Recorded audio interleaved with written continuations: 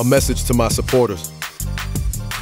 There are many people who are supporting my release by attending benefits, fundraisers, rallies, demonstrations, dances, dinners, Black August concerts, making rap songs, writing poems, making videos and documentaries, attending letter writing parties, making telephone calls, sending faxes, signing and collecting petitions, writing individual letters to the New Jersey Parole Board urging my release, and doing 1,001 other things to support my release. Even if it was just writing a letter to me saying, "Brother, keep your head up, I support you," or "I'd like to visit you," or "Here's $10 for your commissary." Thank each and every one of you from the very bottom of my heart, because I truly appreciate all you've done and everything you do.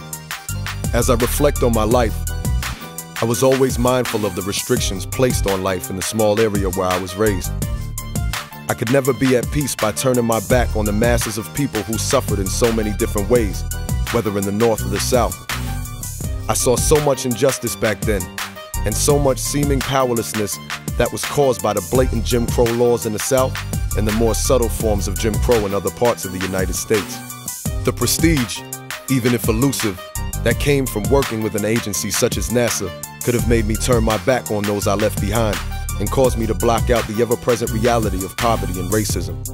I chose not to do that, however, and instead worked in Mississippi to help organize Black people to vote. I worked alongside many who this board would refer to as civil rights activists. I was compelled to do this because I have always had a deep and abiding passion to help organize people and to help them see that in reality they have more power than they are willing to claim. My life started before I joined the Black Panther Party and continues after.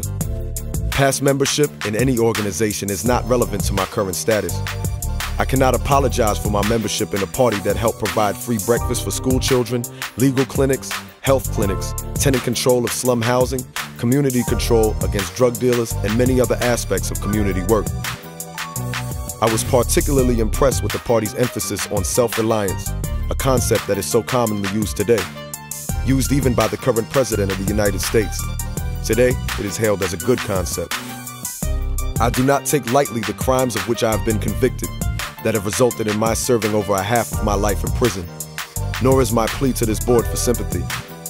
I request that this board release me because there is no objective reason to continue my incarceration.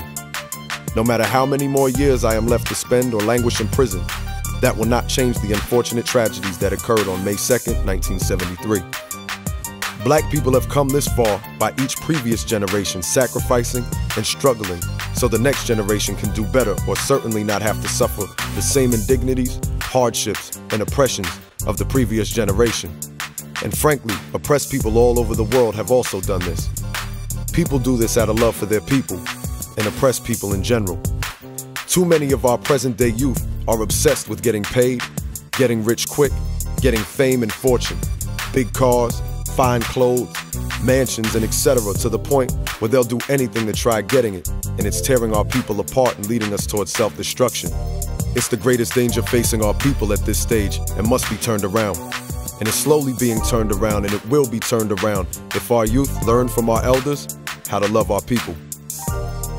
If released, I look forward to a life with my children and grandchildren, who will take me in as I earn a living for as long as I am an able-bodied man. It is important that I make positive contributions to my community, and it is my desire to see them all again beyond these walls. I thank all of my supporters for your love. Sundiata Acoli.